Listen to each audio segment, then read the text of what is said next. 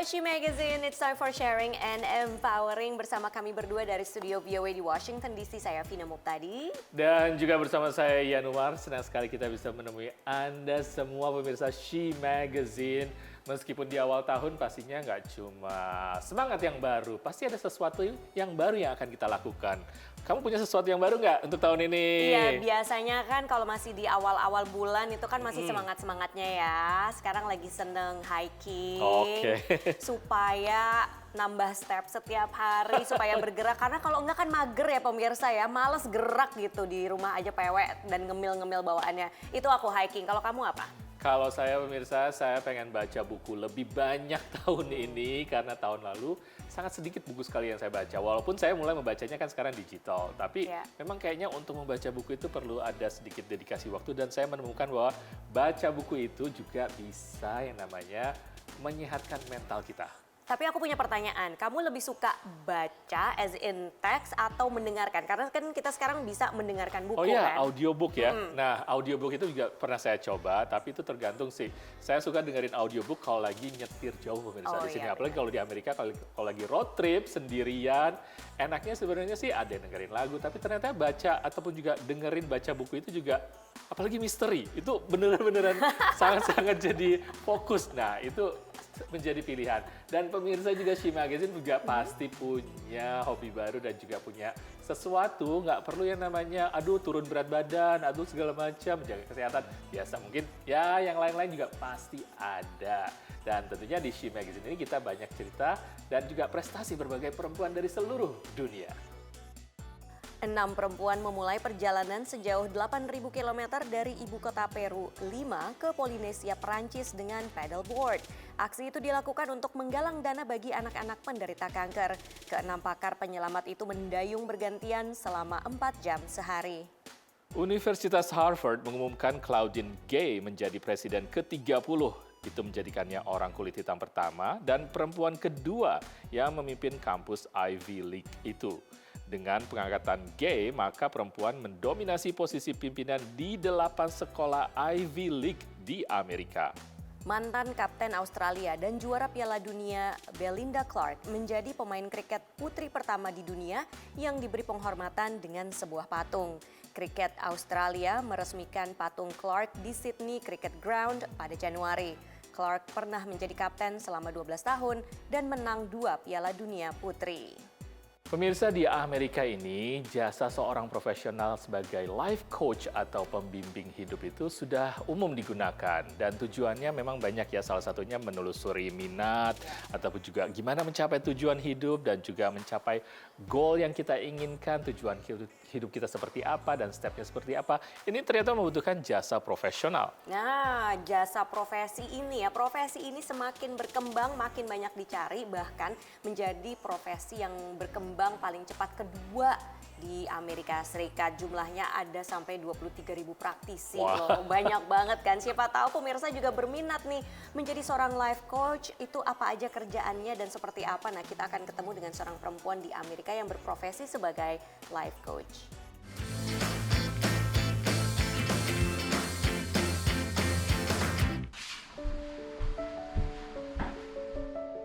Most people spend time planning a weekend getaway than they do planning their life.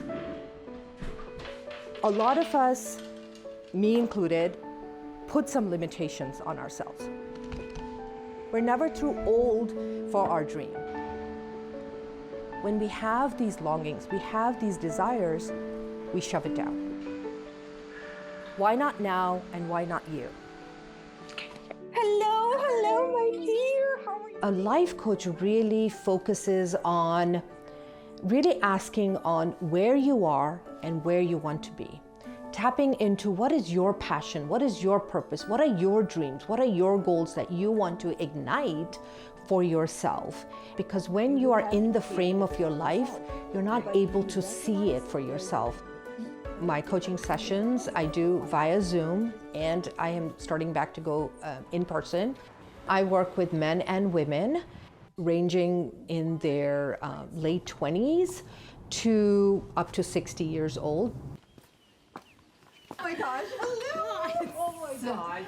I love to work with clients who are really struggling with feeling stuck. They're going through the motions of life, and there's something internal that is stopping them to tap into their potential. I have lessons that I take them through in a systematic way because there's an art and science of creating transformation in our lives. Yeah, lesson 12, right? I have clients who have different religious beliefs. You know, there's scripture that talks about Jesus actually All the scriptures and all the teachings that are in all of the religious books have deep meaning. So it's extracting that and helping them to apply it towards their life. I started working with you and tapping into this power. Yeah, today's a crazy day. I do my monthly workshop. It's called the Vision Workshop, Power of Vision, and really helping clients or prospective attendees to get clear on their path of life. I'm going to ask a question. If you all were living from a vision and nothing was going to get in the way for you all, what would be happening in your life right now? I've been in the process of writing a book for a long time, and there's a lot of challenges that come with being a writer. I'm a consultant professionally, but it's always that thing that, you know, ideally I'd like to finish this and then all those other things get in the way, and then, you know, 3 months go What by. the workshop is doing is helping people to identify an area of their life where they might be having a challenge. We so often get caught up comparing ourselves, I guess is Yes. my point. Yes. It's all very inspirational on a certain level, but at the same time, you end up comparing yourself, and I think that can be a thief of living your, Right. The comparison does come up and it shrinks us. Like, oh my gosh, mine is not big enough, mine is not great enough, right? But then we want to go back to saying, what is it that I want? Lean more to that question. As a life coach, we are always growing and learning. And to be a coach that is authentic and transparent is really sharing with them where I am struggling, where may I have got derailed. The way I kept shoving it down was I was taking care of everybody. I made such an important decision for myself, and I thank myself every day for that I didn't let fear get in the way. Nah pemirsa, nasihatnya luar biasa kan? Mungkin Anda juga mempertimbangkan untuk memiliki life coach yang bisa membantu misalnya ketika sedang mengganti profesinya atau ingin mencoba menyelesaikan proyek yang nggak selesai-selesai, perlu dorongan, perlu push motivasi, bisa tuh dari life coach. Ya, benar sekali. Dan jasa ini adalah jasa profesional di sini. Dan profesinya tadi juga semakin berkembang di sini kan. Udah sampai ke yang nomor 2, banyak sekali digunakan. Oke pemirsa She Magazine, kami akan kembali dengan kisah-kisah menarik lainnya. Jadi jangan kemana-mana, stick around di She Magazine.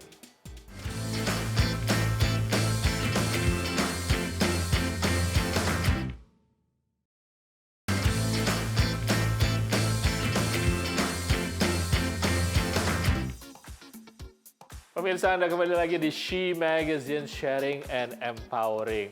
Untuk para perempuan di Amerika, terutama untuk anak-anak perempuan, ternyata bidang teknologi, sains, dan juga matematika di bidang pelajaran perempuan di SD, SMP, dan itu masih ada ketimpangan di sini. Terutama juga ketimpangannya didapati adalah di antara anak-anak perempuan pelajar di suku asli Amerika ya. Betul sekali, apalagi dalam bidang iptek ya kan, STEAM atau STEM gitu kan pemirsa. Nah makanya ada nih sebuah organisasi namanya Taking Up Space di Tucson, Arizona yang berusaha untuk mendorong anak-anak perempuan dari suku asli untuk bisa ikutan yang namanya Space Camp. Sekaligus juga mengembangkan minat dan bakat mereka dalam bidang iptek.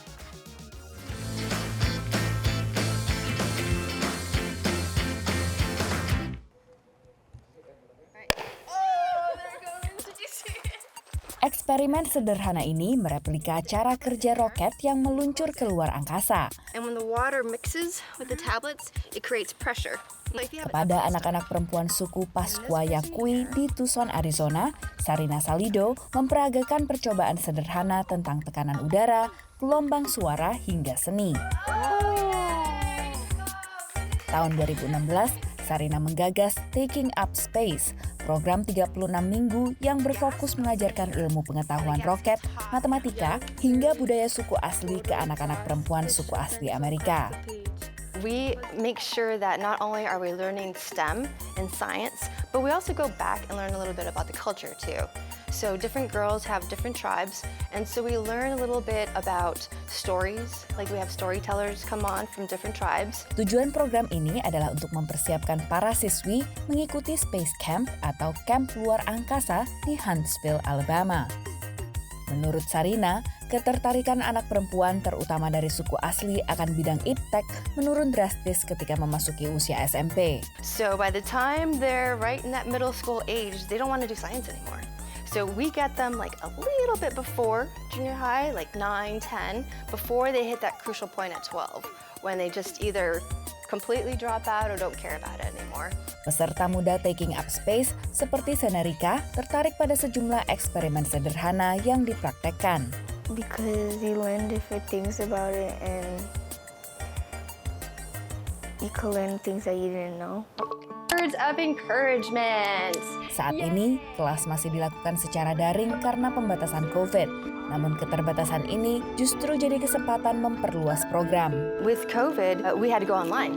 And so when we went online, we just did a mass, email to different communities, to different tribes, and said, we need to start this class. And so the girls started, and they came from Alaska, Minnesota, New Mexico, Colorado, and Arizona. Tantangan lain adalah memperoleh kepercayaan dari keluarga dan suku asli siswi peserta. I think when you're working with tribes, if you're not part of the tribe, you're considered other. So it took a while, like here with the Basque Yaqui, to gain that trust, to make sure that I know the rules, and I know that if I don't know the rules, I have to ask. Biaya mengikuti Space Camp yang mencapai $2.000 per anak membuat Taking Up Space harus kreatif mencari dana. Beruntung, komunitas lokal melihat pentingnya program ini. We were doing a May the 4th celebration here at the Delta, which is celebrating Star Wars and all the things that go around it. We always like to look for charities and associate ourselves with local organizations that really make an impact, mostly on marginalized groups. Bagi Sarina, ketertarikan anak perempuan suku asli akan iptek sudah cukup memotivasinya untuk terus melanjutkan program ini. Most of them are definitely going into and thinking about STEM fields, and then how to have a STEM field that is close to what they like to do. Dari Tucson, Arizona, Virginia Gunawan, Rere Wahyudi, dan Supriyono, VOA. Ya pemirsa, semoga peluang-peluang semacam itu bisa lebih luas lagi ya bagi para perempuan suku asli Amerika. Nah bicara soal peluang, ada peluang yang nggak kalah menarik juga nih. Ya. Ini khususnya untuk WNI warga negara Indonesia, untuk Anda pemirsa kalau ingin bisa pindah ke Amerika Serikat dengan green card atau kartu hijau. Ini dibuka kan setiap tahun ya kan? Dan ada 55.000 orang yang daftar setiap tahun dari seluruh dunia. Dan jalur lotre ini untuk visa khusus mendapatkan green card ini sempat dihentikan pada masa kepresidenan Donald Trump. Namun saat ini diaktifkan kembali. Jadi kalau Anda tertarik dan pengen tahu gimana sih daftarnya dan ada apa aja sih persyaratannya, kita lihat dari liputan yang menarik berikut.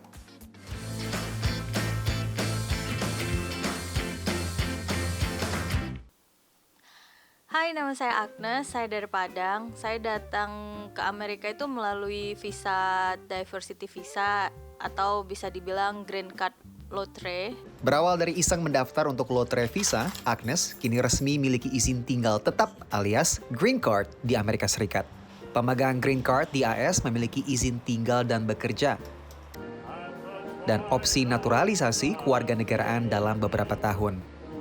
Lantas, apakah itu Green Card Lottery? Oke, jadi cara berimigrasi ke Amerika itu kan cukup banyak ya, sebetulnya ada lebih dari 50 cara untuk mendapatkan Green Card gitu. Bahkan jumlahnya berapa pun saya nggak tahu pasti.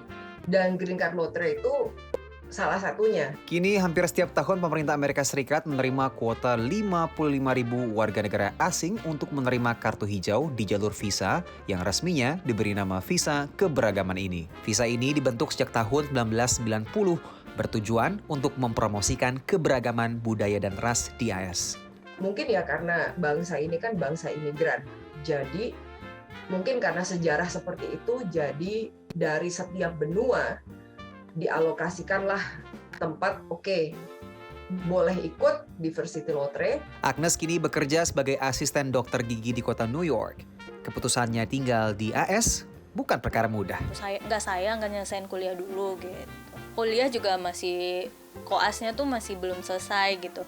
Karena kalau begitu dapat, kita tuh juga dikasih batasan kita harus sampai ke Amerika dalam jangka waktu sekian gitu. Kalau enggak, ya kita gugur, hangus. Wacana ini sebelumnya telah bergulir di tubuh Partai Republik. We must protect our borders. We must ensure that individuals entering our country are not coming to do harm to our people, and we must move to a merit-based system of immigration. Di bawah kepemimpinan Joe Biden dari Partai Demokrat, program visa keberagaman AS kembali berlanjut. Praktisi imigrasi pun menilai program ini masih akan berlangsung dalam jangka panjang meski isu imigrasi kerap menjadi isu politik panas. Banyak sekali perubahan-perubahan yang pernah diwacanakan atau bahkan dilempar sebagai isu panas ke media dari administrasi yang lalu, di mana sebetulnya hal itu secara struktural tidak mungkin dilakukan karena harus melewati House dan Senat. Jadi kita tunggu aja tanggal mainnya, kalau misalkan betul ini akan ditiadakan. Kalau menurut saya itu masih jauh. Pendaftaran lotre Green Card mensyaratkan lulusan SMA dan berasal dari negara yang belum banyak representasi di Amerika, termasuk Indonesia. Dari New York City, Randy Wijaksana dan tim VOA. Sejauh ini Indonesia masih dalam daftar untuk bisa ikut peluang mendapatkan lotre visa Green Card ini. Jadi kalau pengen tahu gimana caranya, udah dikasih tahu websitenya seperti apa, dan kalau sudah punya Green Card, punya peluang untuk bekerja di sini. Siapa tahu ada yang tertarik untuk bikin usaha kuliner. Banyak loh orang Indonesia yang punya usaha kuliner di sini, termasuk kita akan ketemu dengan salah seorang di antaranya setelah pesan-pesan yang berikut ini.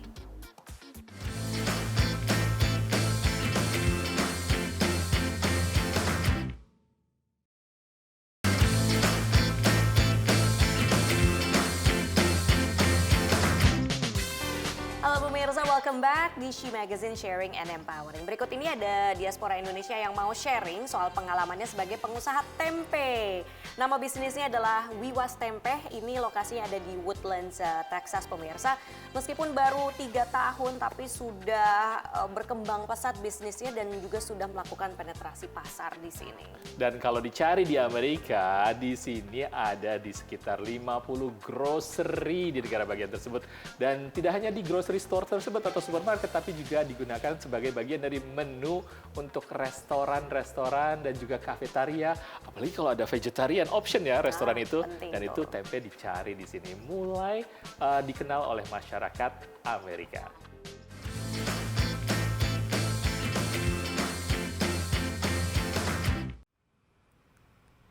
Hey, my name is Lawrence Martinez, production manager for Wiwas Tempe. And follow me and I'll show you what's inside. Di fasilitas yang berlokasi di Woodlands, negara bagian Texas inilah tempe diproduksi, mulai dari proses awal hingga pengemasan. Salah satu pendiri Wiwas Tempe yang mulai berproduksi sejak 3 tahun lalu adalah pasangan suami istri Senia Tombokan dan Yuri Burhan. Tempe tuh kok nggak easily accessible gitu ya, maksudnya nggak kayak tahu bisa dilihat di mana-mana, tapi kok tempe enggak gitu loh. Jadi kenapa kok tempe ini tidak populer gitu ya di Amerika? Jadi itu yang mungkin motivate kita untuk berbisnis tempe. Ya, sama satu lagi kan tempe kan juga lebih spesifik Indonesia. Jadi kita mau sebagai orang Indonesia dari Indonesia, kita mau juga perkenalkan Indonesia ke masyarakat dunia. Menurut Senia, warga Amerika sudah mengenal tempe, tapi bukan yang rasanya seperti tempe di Indonesia. Inta Boskerts, diaspora Indonesia yang sudah 5 tahun menjadi vegetarian, adalah pelanggan Wiwas Tempe. Ia sudah mencoba semua tempe buatan Amerika atau yang rumahan, namun tak pernah puas dengan rasanya. But they don't have the same tempe that like Wiwas Tempe, which is the Indonesian texture dan taste-nya. The closest actually, if it's not probably the one that the Indonesian tempe supposed to be. Wiwas Tempe pun banyak melakukan demo memasak agar warga Amerika dapat mencicipi tempe produksinya. So that's the one we always like do demo. I mean demo is always that's the number one. You know, we trying to bring out from our home. Strateginya adalah kita harus masak makanan yang mereka terbiasa. Jadi kayak spaghetti, sandwich, curry juga mereka sekarang udah biasa ya kan. Strategi ini membuahkan hasil. Local Foods, restoran di Houston, memakai tempe sebagai pengganti daging dalam berbagai menu vegan seperti taco dan sandwich. Menurut chef di restoran ini, Bobby Morales dan Ramiro, para pelanggan menyukai tempe, khususnya produksi Wiwas Tempe. Textured vegetable protein, also nutritional yeast. So it kind of gives you that really umami, also cheesiness as well from the nutritional yeast. But the tempeh gives you that really meaty substitution for meat that we use. What we do is we try to get vegans and vegetarian options, but a lot of times you don't get that texture, that bite down on. You know, it doesn't feel filling. And I think it's a great product overall. Kini dalam sebulan, Wiwas Tempe dapat memproduksi 5 hingga 6.000 bungkus yang dapat dibeli di lebih dari 50 grocery store di seluruh Texas serta online ke seluruh Amerika. Juga kualitinya kita harus jaga kan, making sure kayak days in and days out kita punya produk itu kualitinya konsisten. Nah itu somewhat it's a challenge. Selain tempe dari kacang kedelai, Wiwas Tempe akan meluncurkan tempe dari kacang lentil, serta telah melakukan ekspansi dengan Wiwas Food yang mengolah tempe menjadi kering tempe dan keripik petos. Basically, petos is from Wonosobo, so it's kind of like Senia, the owner of the Wiwas, make my dream come true to ngenalin petos di Amerika. Wiwas Tempe yang diambil dari nama kedua anak Senia dan Yuri, Winton dan Warren, ingin menjangkau seluruh warga Amerika sambil mempromosikan gaya hidup yang lebih sehat melalui tempe. Dari Woodlands, Texas, Asman Fadilah, Dania Iman, Nia Iman Santoso, VOA. Beda memang dengan tempe-tempe yang dibeli di tukang sayur di Indonesia. Itu udah pasti deh beda. Karena apa? Karena saya tahu sebenarnya bakteri yang digunakan. Memang menggunakan bakteri ya. Dan untuk yeast yang digunakan antara Indonesia dengan di Amerika tidak sama. Makanya tadi ada komentar bahwa ini yang paling mendekati tempenya. Paling otentik katanya. Menarik ya. Gitu. Dan satu lagi yang beda juga antara tempe Indonesia dan Amerika. Harganya. Kalau di Indonesia kan segini murah ya. Di sini bisa sampai berkali-kali lipat harganya. Tapi ya itu tadi karena susah dicari dan juga bergizi dan banyak protein manfaatnya, akhirnya menemukan pasar yang niche di Amerika Serikat. Oke, sekian She Magazine, saya Vina Muptadi. Dan juga saya Ian Umar, kita harus pamit dulu dan kita akan ketemu lagi di She Magazine berikutnya dan juga bisa disaksikan She Magazine di website kami dan juga di social media VOA Indonesia. Sampai jumpa minggu depan. Bye-bye.